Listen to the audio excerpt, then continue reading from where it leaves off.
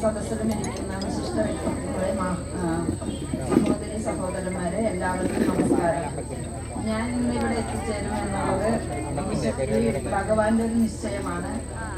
ഞാൻ ഇത് ഇന്ന് തീരെ പ്രതീക്ഷിച്ചിട്ടില്ല. ഇന്ന് JLP സ്കൂളിലെ ഒരു പരിപാടിക്ക് വേണ്ടി ഞാൻ പുറപ്പെടുമ്പോൾ ഞാൻ വീട്ടിൽ പറഞ്ഞു, ഇങ്ങനെ കാടിയോട് അയ്യപ്പ ക്ഷേത്രത്തിൽ കൂടി ഞാനൊന്ന് പോയിട്ടേ വരുള്ളൂ. നമ്മൾ വീട്ടിൽ പറയണമല്ലോ, അതുപോലെ പറഞ്ഞു. അപ്പോൾ എൻ്റെ അടുത്ത് ചോദിച്ച ചോദ്യം, എന്താ പെട്ടെന്ന് അയ്യപ്പ ക്ഷേത്രത്തിൽ പോകണോ, ഇത് ഇതുവരെ ഇവിടെ പറഞ്ഞില്ലല്ലോ എന്ന് പറഞ്ഞു. അപ്പോൾ ഇപ്പോഴാണ് എനിക്ക് അതിനെ പറ്റിയിട്ടൊരു ഒന്ന് കിട്ടിയത്. ഞാൻ എന്തായാലും ഒന്ന് പോയിട്ട് വരട്ടെ എന്ന് പറഞ്ഞിട്ട് പോകുന്നതാണ്. ഞാൻ ഇത് തീരെ പ്രതീക്ഷിക്കാതെയാണ് എനിക്ക് ഇന്നിവിടെ ഭഗവാനെ കാണാനും ഈ 13ാമത്തെ ഈ പ്രതിഷ്ഠാ ദിനത്തിൽ പങ്കെടുക്കാൻ സാധിച്ചതിനും ഈ നമ്മുടെ ഈ അമ്പല കമ്മിറ്റിയിലും മറ്റ് പ്രവർത്തകർക്കും എല്ലാവിധ ആശംസകളും നേർന്നുകൊണ്ട് നന്ദി, നമസ്കാരം. എല്ലാവരും ആകാംക്ഷയോടെ പല കലാവിരുന്നുകളും ആസ്വദിക്കാൻ വേണ്ടി ഇവിടെ ഇരിക്കുകയാണ്. അതിനു മുമ്പ് ചെറിയൊരു ചടങ്ങ് കൂടിയുണ്ട്. ക്ഷേത്ര കമ്മിറ്റിയുടെ ഒരു പൊന്നാട വിശിഷ്ട വ്യക്തികൾക്ക് അണിയിക്കുന്ന ഒരു ചടങ്ങ്. ആ ഒരു ചടങ്ങിലേക്ക് കൂടി നിങ്ങളുടെ സാന്നിധ്യം ക്ഷണിക്കുകയാണ്. ഒപ്പം ഈ ഒരു പൊന്നാട ഏറ്റുവാങ്ങുന്നതിന് വേണ്ടി നമ്മളുടെ പഞ്ചായത്ത് അധ്യക്ഷ ശ്രീ ലതാ മേഡത്തെ ക്ഷണിക്കുന്നു. ഒപ്പം പൊന്നാട നൽകുന്നതിന് വേണ്ടി ശ്രീ സതീഷ് കുമാർ അവരെ ക്ഷണിക്കുന്നു.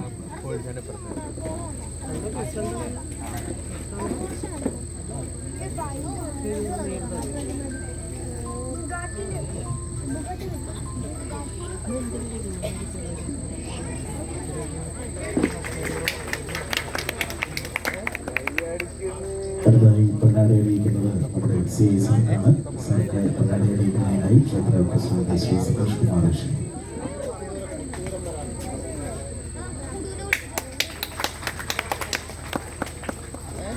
അടുത്തതായി പൊന്നാടി അണിയിക്കുന്നത് നമ്മളുടെ വാർഡ് മെമ്പർ ശ്രീ രാധാകൃഷ്ണൻ സാറെയാണ്. അദ്ദേഹത്തിനെ പൊന്നാടി അണിയിക്കുന്നതിനായി ശ്രീ ഉണ്ണിക്കുട്ടൻ അവരുടെ ക്ഷണിക്കുന്നു.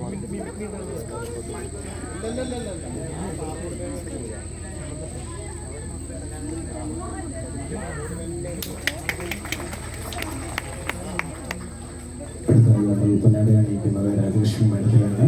രാജലക്ഷ്മി മേഡത്തെ പൊന്നാടി അണിയിക്കുന്നതിനായി ശ്രീ സുരേഷ് കുമാർ ക്ഷണിക്കുന്നു.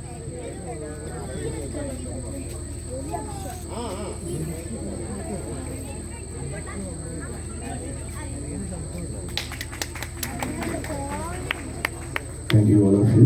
ഇനി നമ്മളുടെ അവസാന ഘട്ടത്തിലേക്ക് ചടങ്ങ് നടക്കുകയാണ്. നന്ദി അറിയിക്കുന്നതിന് വേണ്ടി ഉത്സവ കമ്മിറ്റി അംഗം ശ്രീ ജയപ്രകാശ് അവരുടെ ക്ഷണിക്കുന്നു.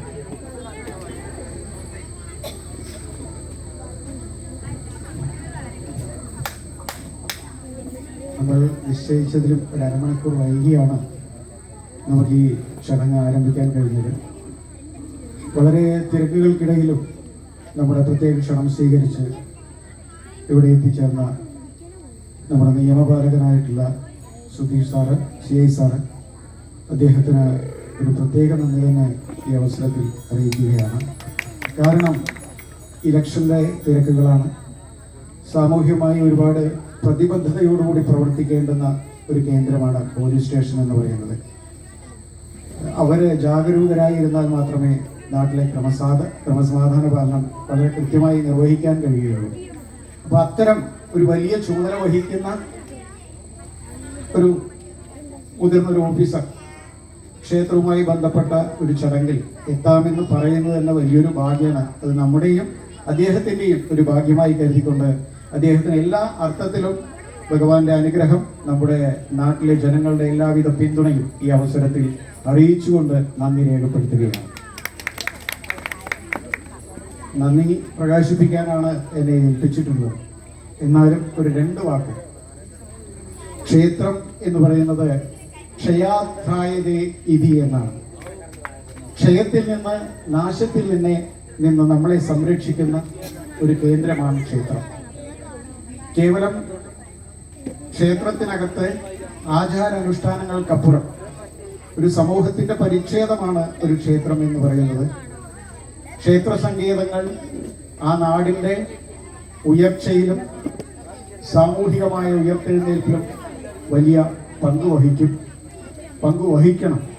എന്നാൽ മാത്രമേ ക്ഷേത്രങ്ങൾ അതിൻ്റെ പൂർണ്ണമായ അർത്ഥത്തിലും അളവിലും ഒരു ജനത ഏറ്റെടുക്കൂ എന്നുള്ളതാണ്. ക്ഷയാത്രായതേ ഇതി എന്ന ആ ആപ്തവാക്യം മനുഷ്യകുലത്തിൻ്റെ എല്ലാ തരത്തിലുള്ള ഉയർച്ചയ്ക്കും ക്ഷേത്ര സങ്കേതങ്ങൾ മനുഷ്യ സമൂഹത്തിന് ആവശ്യമാണ് എന്നുള്ളത് കൊണ്ടാണ് ഇത്തരം സാമ്പ്രദായിക രീതികളൊക്കെ പണ്ടുതൊട്ടേ നമ്മുടെ മുതിർന്ന ആചാര്യന്മാർ, ഋഷിവര്യന്മാർ നമ്മുടെ നാട്ടിൽ ഉയർത്തിക്കൊണ്ടുവന്നത്. അത് നമ്മുടെ സാമൂഹികമായ ബോധത്തിന്, നമ്മുടെ സാംസ്കാരികമായ ബോധത്തിന്, അതിനപ്പുറം നമ്മുടെ മാനസികമായ ബോധത്തിനൊക്കെ വലിയ വികാസം നൽകുന്ന ഒന്നാണ്. എന്തായാലും ഞാൻ ദീർഘിപ്പിക്കുന്നില്ല. അടുത്തതായി നമ്മുടെ പ്രത്യേക ക്ഷണം സ്വീകരിച്ച് എത്തിയ പഞ്ചായത്തിൻ്റെ ആരാധ്യയായിട്ടുള്ള അധ്യക്ഷ ശ്രീമതി രാജലക്ഷ്മി മാഡം, രാജലക്ഷ്മി മാഡമല്ല, ശ്രീലത തേക്കിൻകാട്ടിൽ നിന്നാണ് അവർ പറയുക. ഇപ്പോഴും ഞങ്ങൾ പല സദസ്സുകളിലും കണ്ടുമുട്ടുന്ന ആളുകളാണ്. എന്തായാലും അപ്രതീക്ഷിതമായിട്ടുള്ള ഒരു നിയോഗമാണ് അവരുടെ ജീവിതത്തിലും വന്നിട്ടുള്ളത്. ഇതുവരെ അവർക്ക് കാളിയോട് വരേണ്ട ഒരു സാഹചര്യം ഉണ്ടായിട്ടില്ല. ഞാനിപ്പോൾ വരുമ്പോൾ പറഞ്ഞായിരുന്നു, ചേച്ചിക്ക് ഇവിടെ വരാൻ ഇങ്ങനെയാണ് ഒരു അവസരം, ദൈവനിശ്ചയമാണ്. നമ്മുടെ ഗ്രാമപഞ്ചായത്തിൻ്റെ അധ്യക്ഷയായിട്ട് കാളിയോട് എന്ന് പറയുന്ന അധികം ആരും അറിയപ്പെടാതെ കിടക്കുന്ന ഒരു ഗ്രാമത്തിൻ്റെ ഒരു ഈശ്വര ആരാധനാ കേന്ദ്രത്തിൽ വന്നുകൊണ്ട് അവിടുത്തെ ജനങ്ങളോട് രണ്ടു വാക്ക് സംവദിക്കുവാനുള്ള അവസരം ഭഗവാൻ ഒരുക്കി തന്നത് ഒരു നല്ല പിന്തുണയായി അവരുടെ മുന്നോട്ടുള്ള ജീവിതത്തിൽ മാറട്ടെ എന്ന് ഈ അവസരത്തിൽ ആശംസിച്ചുകൊണ്ട് നന്ദി രേഖപ്പെടുത്തുന്നു. അതുപോലെ പ്രിയപ്പെട്ട രാധാകൃഷ്ണേട്ടൻ, ഞാൻ തോൽപ്പിക്കാൻ പരമാവധി ശ്രമിച്ച ഒരു മെമ്പറാണ്.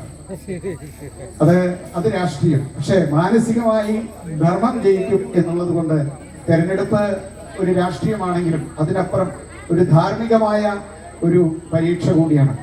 ആ ധാർമ്മികമായ പരീക്ഷയിൽ ശ്രീ രാധാകൃഷ്ണേട്ടൻ വിജയിച്ച് ഭഗവാന്റെ മുമ്പിൽ വന്ന് നമ്മളോട് രണ്ടു വാക്ക് സംവദിക്കുക എന്നുള്ള കാലത്തിന്റെ തീയതിയാണ്. അദ്ദേഹത്തിനും ഈ അവസരം ഒരുക്കി തന്ന ഭഗവാനോട് പിന്നെ അദ്ദേഹം വളരെ കടപ്പെട്ട ആളായിരിക്കും എന്നുള്ളത് അദ്ദേഹത്തിന്റെ വാക്കുകളിൽ നിന്ന് നമുക്ക് മനസ്സിലാക്കാൻ കഴിയും.